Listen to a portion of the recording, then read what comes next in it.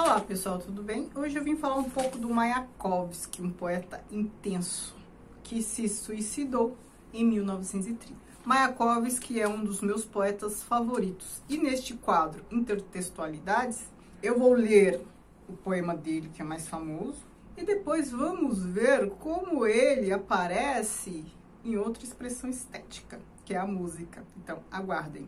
Antes de ler o poema, e até mesmo para entender melhor o poema, vou falar um pouquinho de Mayakovsky. Ele nasceu em 1893 e morreu em 1930. Então ele morreu bem jovem, com 37 anos.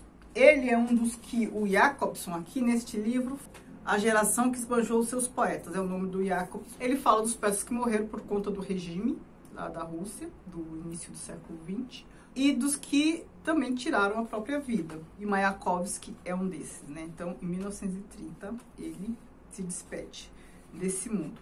E o Mayakovsky era uma pessoa muito intensa, era uma pessoa muito voltada para o futuro. Então, ele gastava o presente dele pensando no futuro. E ele falava que o assassínio de crianças e quando a pessoa tira a própria vida, que eu não posso usar a palavra, senão o YouTube me barra, são formas de impedir o futuro.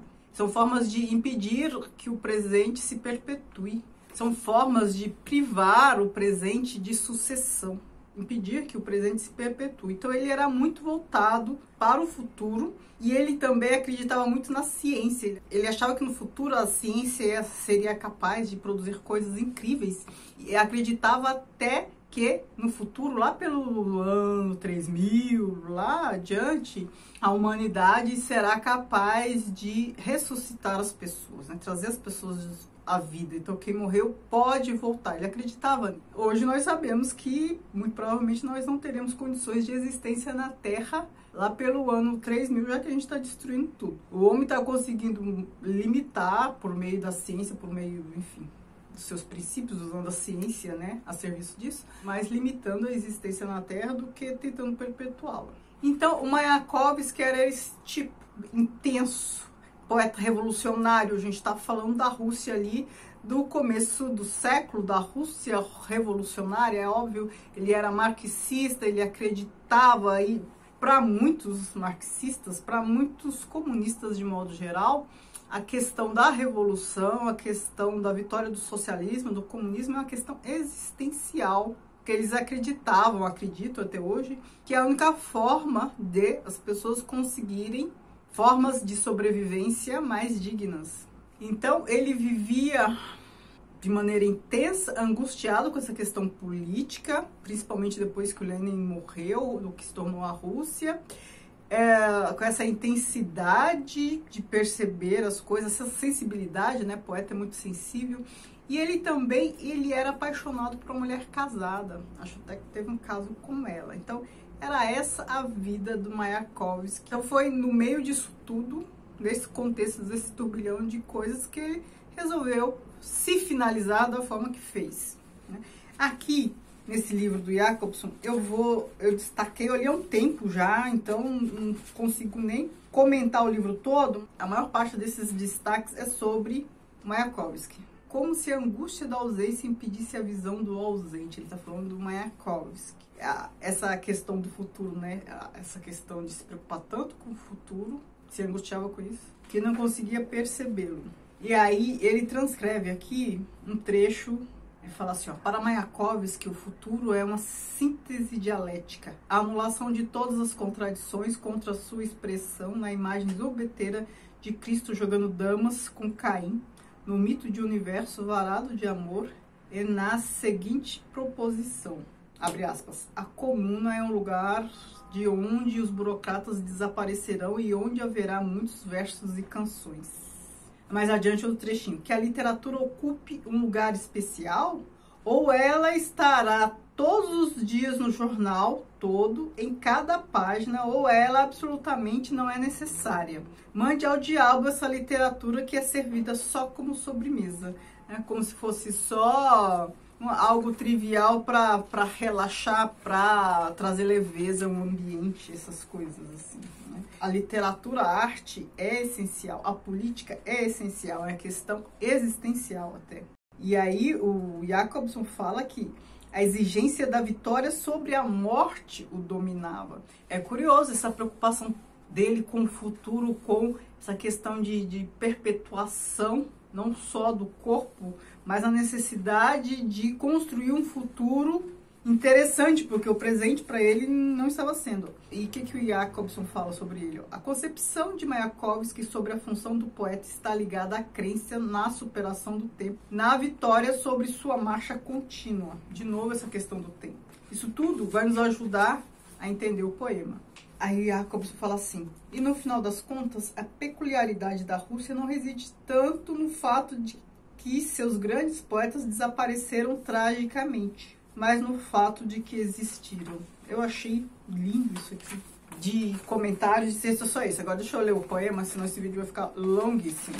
Amor, Vladimir Mayakovsky. Um dia, quem sabe, ela, que também gostava de bichos, apareça no Alameda do Zoo sorridente, tal como agora está no retrato sobre a mesa. Ela é tão bela que, por certo, hão de ressuscitá-la. Vosso 30º século ultrapassará o exame de 1000 nadas que dilaceravam o coração.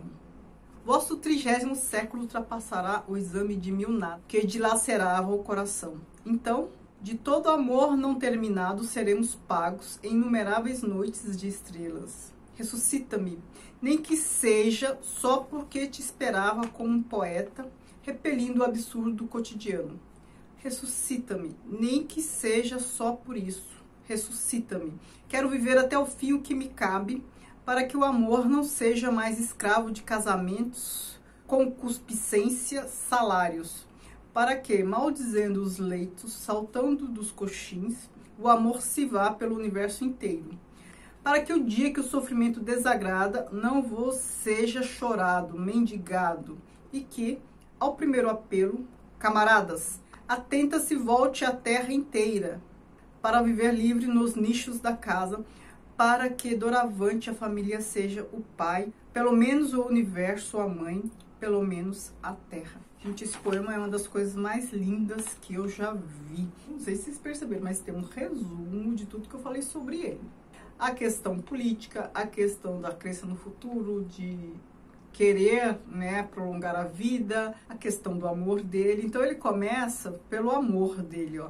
Um dia, quem sabe, ela, que também gostava de bichos, aparece no Alameda do Zoo sorridente, tal como agora está no retrato sobre a mesa. Ela é tão bela que, por certo, hão de ressuscitá-la. Então ele está falando de uma mulher, e aqui a crença nessa ciência que poderá ressuscitar. Vosso 30º século, o que ele está falando? No ano 3000, ultrapassará o exame de 1000 nadas que dilaceravam o coração. Então, de todo amor não terminado, seremos pagos em inumeráveis noites de estrelas. E aí ele fala: ressuscita-me, nem que seja só porque te esperava como poeta, né? Então, ressuscita, porque eu sou poeta. Essa ideia de a ciência ser capaz de ressuscitar as pessoas. Ressuscita-me, nem que seja só por isso, ressuscita-me. Quero viver até o fim o que me cabe. Mas, na verdade, não foi isso que aconteceu. A gente sabe, né, que ele desistiu. Para que o amor não seja mais escravo de casamentos, concupiscência, salários. O que ele está falando? Ele era apaixonado por uma mulher casada. Amor escravo de casamentos.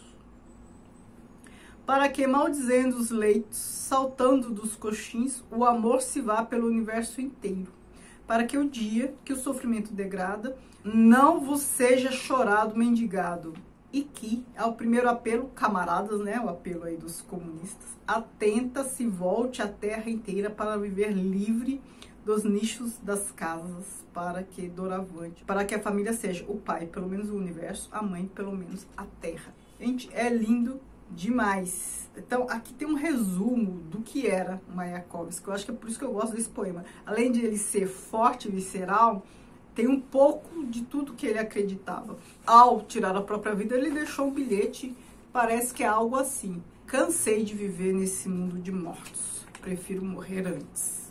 Então, por que ele fez isso? Era por razões políticas? Era porque era apaixonado por uma mulher casada? Pode ser um pouco disso tudo. Ele não estava contente, satisfeito com a realidade que estava vivendo. Este poema foi musicado pelo Caetano Veloso. praticamente com quase nada de mudança. A gente percebe a alteração porque também o poema, ele teve várias traduções.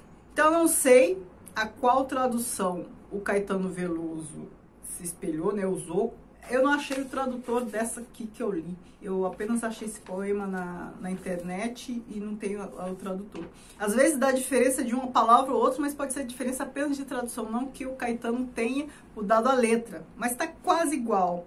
E vocês ouvem essa música na voz de Gal Costa. Essa parte do Ressuscita-me, ela até grita, né? Eu vou deixar aqui o link com o vídeo para vocês verem ela cantando. E esse poema musicado, ele toca a gente até de uma maneira diferente. Agora, uma coisa é você ler o poema, conhecer a história do Mayakovsky, entender por que tudo isso. Outra coisa é você ouvir a música. Então, este é o vídeo sobre intertextualidades de hoje. Então, a gente está falando de música, de poema, não ficção também, de crítica literária sobre o amor, o poema de Mayakovsky. E digam se vocês conhecem Mayakovsky, se vocês gostam dele, já leram alguma coisa dele, sabiam que aquela música que vocês tanto ouviram, porque eu tenho certeza que todo mundo já ouviu, sabiam que era um poema do Mayakovsky? Comente aqui embaixo, eu adoro saber. Muito obrigada, beijos e tchau, tchau.